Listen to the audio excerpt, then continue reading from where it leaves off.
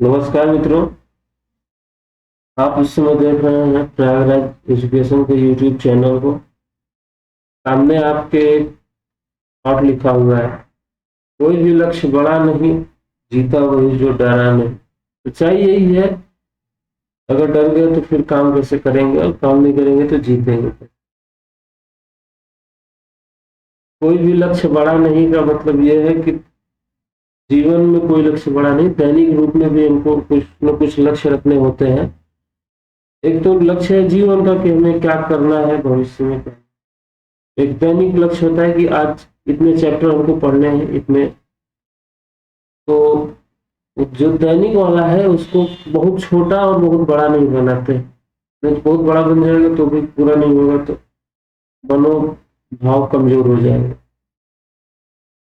तो इसी के साथ चलिए शुरू करते हैं आज के पहले प्रश्न को, जो कि अध्याय 3 का 127वां नंबर प्रश्न है। और जिन्होंने चैनल को सब्सक्राइब नहीं किया तो फिर से वही बात, सब्सक्राइब कर लीजिए चैनल को। इसमें अभिकथन और तर्क दिया हुआ है। अभिकथन कह रहा है कि भारतीय सौंदर्य शास्त्र में अभिनवगुप्त ने नवे रस की खोज की। बात सही है, प्रथम शताब्दी की बात है। उस समय भरत मुनि ने नाट्य शास्त्र की रचना की, और नाट्य शास्त्र में उन्होंने 8 रस और 8 स्थायी भाव के बारे में लिखा है। लेकिन जब अभिनवगुप्त आते हैं, इन्होंने देखा कि एक और रस आता है जो कि शांत रस है। तो इन्होंने अपने सौंदर्य शास्त्र में नौवे रस के बारे में बताया। ये बात एकदम सही है, तो अभिकथन सही है। तर्क में आते हैं, क्योंकि उन्होंने यह संकल्पना की कि मस्तिष्क एक समय में अपने आप को भावनाओं के तनाव से मुक्त रखता है और शांति में विश्राम करता है। इसी के आधार पर उन्होंने कहा कि नौवां रस शांत रस होगा। दोनों स्टेटमेंट सही हैं, कथन और तर्क दोनों सही है। इसलिए ऑप्शन नंबर बी, जिसमें ए और आर दोनों सही है, ये सही हो जाएगा। आगे चलते हैं प्रश्न संख्या 128 की ओर। तो 128 में आपसे कहा है,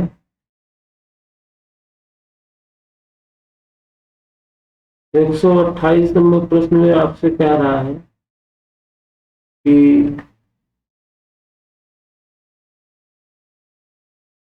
ये जो दार्शनिक का कालक्रम है उसको व्यवस्थित करिए।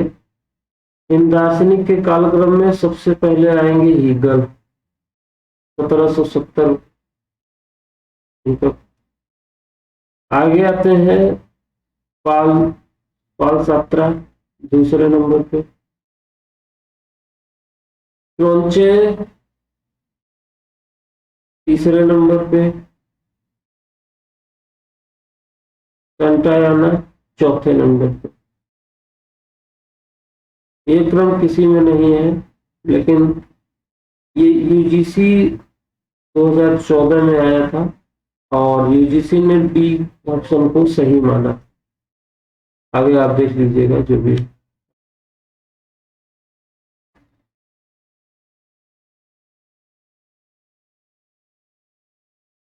आगे कह रहा है 129 नंबर प्रश्न आपसे कि इधर कुछ विचारक हैं, दार्शनिक हैं, इधर उनके विचार दिए हुए हैं, मैच कराना है। कनिंघम भारत में पुरातत्ववेत्ता थे, इनको तो सभी जानते हैं। रोजर फ्राई और सुजान लैंगर के बारे में लोगों ने देखा है कि सुजान लैंगर अमेरिका की पहली महिला दर्शन शास्त्री है, सौंदर्य दर्शन। तो इनका तीसरा मिल जाएगा। रोजर फ्राई जो है ये रूपवाद से संबंधित है। एक ही बचता है ब्रोमब्रिज, और ये इतिहासकार है, कला इतिहासकार। तो 4 1 2 4 3 1, 2 4 3 1 सिर्फ बी में आता है। अगर एक का भी पता हो, कनिंघम का पता हो, कनिंघम पुरातत्ववेत्ता है, तो ए का 2 में मिला के सिर्फ और सिर्फ इसी में आता है, तो यहाँ से भी सही हो सकता था। चलते हैं प्रश्न संख्या 130 की ओर। 130 नंबर प्रश्न हमसे कह रहा है, सही कालक्रम में व्यवस्थित करिए। सबसे पहले आते हैं बामगार्टन 1 नंबर पे, हीगल दूसरे नंबर पे, तीसरे नंबर पे इसके पहले हम लोगों ने देखा था संतरा नहीं है, तो सांत्रा, पाल सांत्रा के बाद आते हैं कौनचे साहब, तीसरे नंबर पर कौनचे आ जाएंगे। ये तो 20वीं सदी की सौंदर्य शास्त्री है सुजान लैंगर। तो इस तरीके से ये जो क्रम है वो सही हो जाएगा ऑप्शन नंबर ए में ही, और ऑप्शन नंबर ए सही जवाब हो जाएगा। बामगार्टन का समय है 1714, हीगल का 70, क्रोंचे 1866 19वीं सदी, और सुजान जो है ये 19वीं और 20वीं सदी में। 131 नंबर प्रश्न कह रहा है, चलो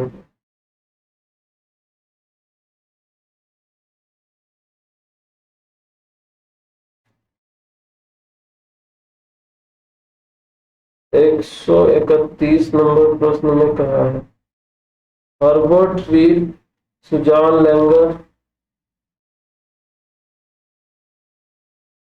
क्रॉम्ब्रिज, लियो टॉल्स्टॉय, 4 दार्शनिक हैं, इनके विचार।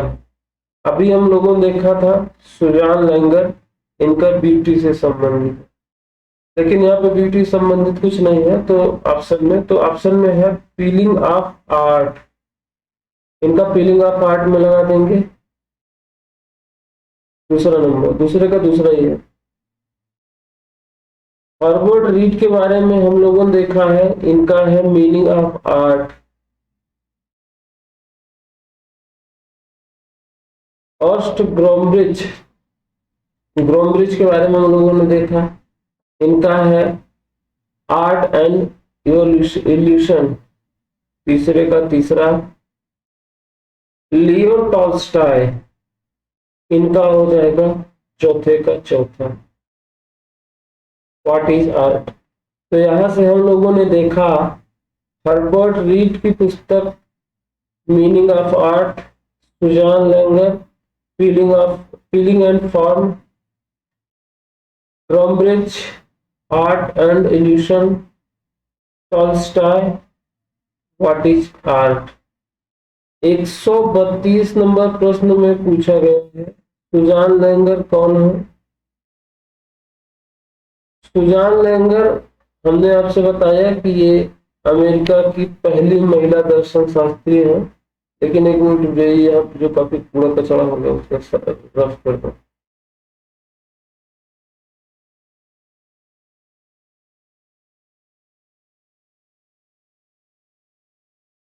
हमने बताया सुजान लैंगर जो है ये अमेरिका की पहली महिला दर्शन शास्त्री है,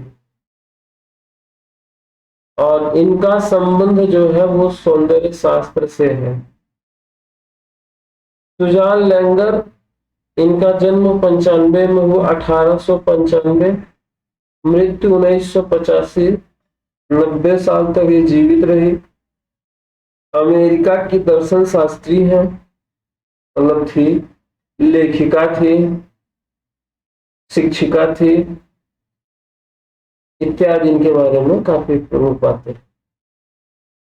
133 नंबर प्रश्न में कहा है, रस सिद्धांत के प्रसिद्ध व्याख्याता कौन है। हम लोगों ने देखा इन्होंने, अभिनव गुप्त ने 9वें रस जो कि शांत रस है इसकी खोज की। इनका कहना था जब मन कुछ नहीं कर रहा होता है तब भी उसमें से एक रस निकलता है, शांत रस होता है। जब मन में कोई उथल पुथल न हो रही। तो ऑप्शन नंबर डी इसका सही जवाब हो जाए। 134 नंबर प्रश्न में कहा एस्थेटिक्स का अर्थ है, एस्थेटिक्स का अर्थ है सौंदर्य शास्त्र से। तो यहाँ पे ऑप्शन में सौंदर्य शास्त्र तो है नहीं, तब हम सौंदर्य शास्त्र के अपने से लिखेंगे नहीं। एस्थेटिक्स का एक मतलब और होता है इंद्रियों की संवेदना। जब हम सौंदर्य को देखते हैं तो हमारे इंद्रियों में संवेदनाएं आती हैं। तो इस प्रकार से ऑप्शन नंबर डी 134 का सही जवाब हो जाएगा। 135, 36, 37, 38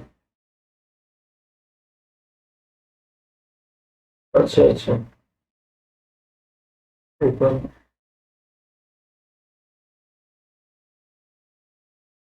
व्हाट इज आर्ट के लेखक कौन है? कौन से महान वैज्ञानिक व्हाट इज आर्ट के लेखक हैं? इसके पहले हम लोग को देखा, मैचिंग कराया था। टॉल्स्टॉय व्हाट इज आर्ट, यहाँ पे ऑप्शन नंबर डी इसका। टॉल्स्टॉय का संबंध व्हाट इज आर्ट से है। यहाँ पे हम देख रहे हैं व्हाट इज आर्ट के लेखक कौन है? टॉल्स्टॉय। बहुत प्रमुख नाम है, बहुत परीक्षाओं में पूछा गया है। उत्तराखंड पीसीएस में आया है, जीडीएस में, कला में। तो ऑप्शन नंबर सी इसका सही जवाब हो जाएगा। और टॉल्स्टॉय का संबंध पूछे तो इनका संबंध रूस से है। इन्होंने कई बार साहित्य में नोबेल पुरस्कार के लिए इनको शामिल किया गया, लेकिन इन्हें कभी मिला नहीं। एक बार परीक्षा में ये पूछा गया था इनमें से कौन दार्शनिक है जिन्हें कई बार साहित्य में नोबेल पुरस्कार के लिए नामित किया गया, लेकिन उन्हें कभी नोबेल पुरस्कार प्राप्त नहीं हुआ। वो सिर्फ और सिर्फ टॉल्स्टॉय साहब हैं जिनका संबंध रूस देश से है, पूर्ववर्ती यूएसएसआर से। 136 नंबर प्रश्न पूछ रहा है आपसे, कुंतक ने किस सिद्धांत को प्रतिपादित किया? नाम से कुंतक लग रहा है वक्रोक्ति, वक्रोक्ति सिद्धांत को प्रतिपादित किया कुंतक। तो ऑप्शन नंबर बी इसका सही जवाब हो जाएगा। कुंतक इस तरीके से ट्रिक एक बना है कि जिसके शरीर पे एक कुंतल का भार लाद देंगे तो वो झुक जाएगा और उसकी शरीर वक्राकार हो जाएगी। यहां से लोगों ने ट्रिक बनाया, याद कर लीजिएगा इस तरीके से।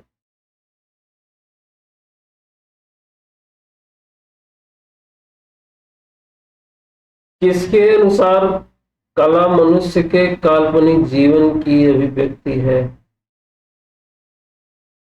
4 दार्शनिक के नाम दिए हुए हैं, आपको बताना है कि किस दार्शनिक ने ये बात कही कला मनुष्य के काल्पनिक जीवन की अभिव्यक्ति है।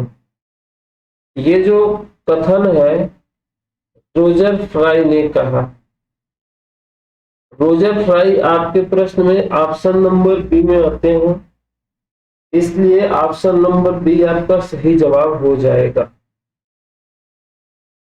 लियो टॉल्स्टॉय के अनुसार अपने भावों को क्रिया रेखा, रंग, ध्वनि या शब्द द्वारा इस प्रकार अभिव्यक्त करना कि उसे देखने या सुनने वाले में भी वही भाव जाग उठे, उसे कला कहा जाएगा। सिगमंड फ्रॉयड, इनका संबंध ऑस्ट्रिया से है और ये तंत्रिका विज्ञानी और मनोविश्लेषण के संस्थापक हैं। आपसे 131 नंबर का प्रश्न पूछ रहा है, प्लेटो ने किस सन में अकेदमी की स्थापना की, जिसे यूरोप का प्रथम विश्वविद्यालय कहा जाता है? तो प्लेटो ने 387 ईस्वी में एक अकेडमी की स्थापना की, जो कि यूरोप का प्रथम विश्वविद्यालय कहा जाता है। वो है 387 ईसा पूर्व में। इसी के साथ हम लोग प्रस्थान करते हैं अगले प्रश्न की ओर, जो कि कह रहा है किसको फादर ऑफ एस्थेटिक्स कहा जाता है? तो इस प्रश्न में आपसे पूछ रहा है फादर ऑफ एस्थेटिक्स किसे कहते हैं। जहां भी सौंदर्यवाद की बात आ जाए, वहां पे हम लोग एक ही नाम को जानेंगे, उनके पिता, उनके पितामह जो भी कह ले आप, वो नाम आएगा बामगार्टन का। बामगार्टन आपके प्रश्न में सी नंबर पे आते हैं, इसलिए सी नंबर जो है वो आपका सही जवाब हो जाएगा। बामगार्टन। एक मिनट, हम इसे हाईलाइट करना चाह रहे थे, ये तो नोट पत्र।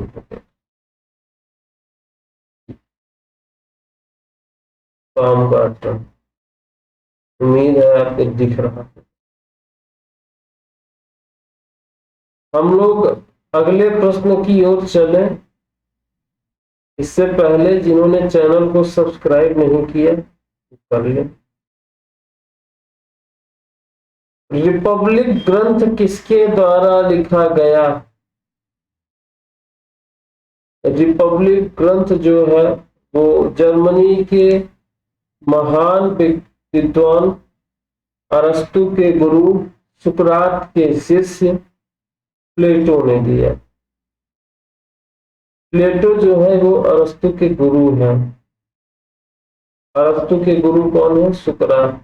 नहीं, प्लेटो के गुरु कौन है? सुकरात। अरस्तु किसके गुरु हैं? तो अरस्तु जो है वो आपके सिकंदर के गुरु। 141 नंबर प्रश्न में आपसे पूछ रहा है अंतर जगत और बाह्य जगत के सामंजस्य की बात। दिख रहा है कि नहीं? सब हटा दो।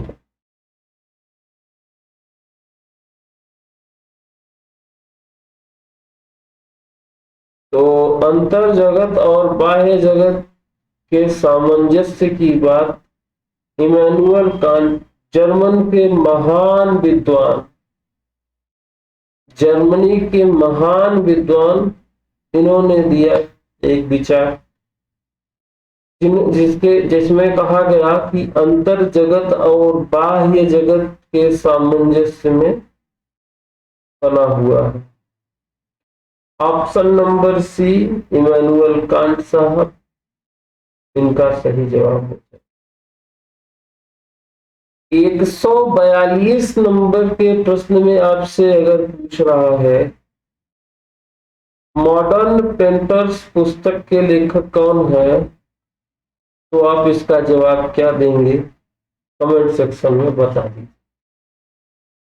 हमें लगता है कि आप इसका जवाब जॉन रस्किन ही लगाएंगे, क्योंकि यहाँ पे मॉडर्न पेंटर जो पुस्तक है उसके ऑप्शन में सबसे सटीक जो है वो है जॉन रस्किन।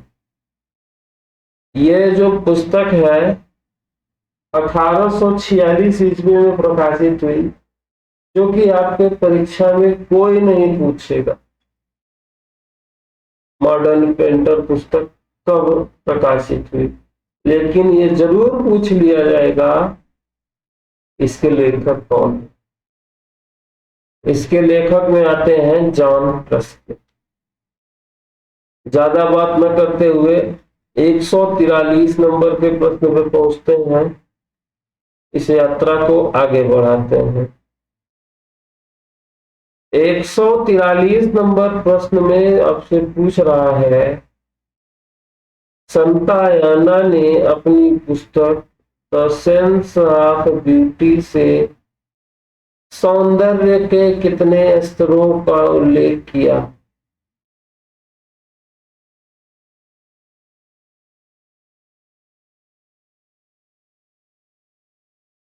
तो यहाँ पे जो जवाब हो जाएगा वो ऑप्शन नंबर सी हो जाएगा। सांतायाना ने अपनी पुस्तक द सेंस ऑफ ब्यूटीज में 3 स्तरों के बारे में बताया है। 3 स्तर कौन से हैं? तो 3 स्तर जो हैं वो इन्होंने बताए हैं अपनी पुस्तक। हमको भी आपको पता हो तो कमेंट सेक्शन में बता दीजिए। इसके अनुसार सौंदर्य शास्त्र ललित कलाओं के दार्शनिक विकल्पों एवं समस्याओं का सैद्धांतिक निरूपण है। एसके लैंगर के अनुसार सौंदर्य शास्त्र ललित कलाओं के दार्शनिक विकल्पों और समस्याओं का सैद्धांतिक निरूपण है। ऑप्शन नंबर डी, जो कि एसके लैंगर नाम लिखा है, वो सही हो जाए। 145 नंबर के प्रश्न पे चलें। इसके पहले आप 144 नंबर प्रश्न टिक लगा लें। 145 नंबर प्रश्न आपसे ये पूछेगा कि इनके कालक्रम को व्यवस्थित करिए। हमने देखा यहाँ पे विपरीत लिखा हुआ है। बामगार्टन सबसे पुराने हैं, हीगल बाद में, फ्रायड उनके बाद और क्रोंचे सबसे बाद में। ये जो क्रम है ये नए से पुराने की ओर बना हुआ। लोग क्वेश्चन अगर ध्यान से नहीं पढ़ेंगे उल्टा लगा के चले आएंगे, क्योंकि इसमें लिखा है आरोही क्रम में, बढ़ते हुए क्रम में। साथ ही साथ आपसे 146 नंबर का प्रश्न भी पूछ लिया जा रहा है, जिसका जवाब आपको पता है। कला अंतः प्रज्ञा की अभिव्यक्ति है, यह बात किसने कही कि कला अंतः प्रज्ञा की अभिव्यक्ति है? ऑप्शन नंबर सी में क्रोंचे साहब का नाम दिख रहा है, तो इन्हीं पे हम लगा दे रहे हैं। आपका बाकी मन झुके, आप भी सी पे ही लगाएंगे तो सी पे लगाइए या डी पे, लेकिन जो सवाल जो जवाब सही है उस पे लगाइए। उससे पहले हम अपने प्रश्न पे पहुंच चले भाई। 147 नंबर का प्रश्न आपसे अगर पूछे, भट्ट नायक का रस निष्पत्ति सिद्धांत दृष्टिकोण क्या कहलाता है? यह जो दृष्टिकोण है यह मुक्तिवाद कहलाता है। 149 नंबर का प्रश्न आपसे पूछ रहा है, दर्शन शास्त्र की वह शाखा है ना, यही तो लिखा,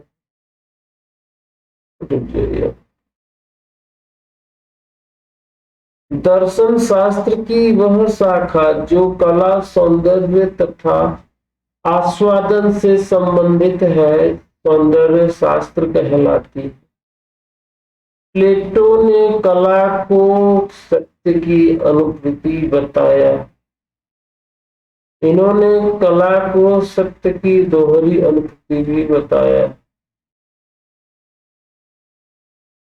अगर हम बात करें 150 नंबर के प्रश्न की, तो उसमें हमसे पूछ रहा है रसानुभूति के संबंध में कौन से शास्त्र में व्यापक उल्लेख है। यह जो व्यापक उल्लेख है वो नाट्य शास्त्र में है। 150 नंबर प्रश्न आपसे अगर पूछ ले कि कला में अनुकरण के सिद्धांत को किसने प्रतिपादित किया, कला में अनुकरण के सिद्धांत को अरस्तु ने प्रतिपादित किया, तो यहाँ पे ऑप्शन नंबर सी सही जवाब हो जाएगा और सी पे ही टिक लगाएंगे। कॉपी किताब लेके, कॉपी एक कलम लेके इसको लिखते जाइए जिससे कि आपको याद रहे, भविष्य में आप इसको रिवीजन कर सकते।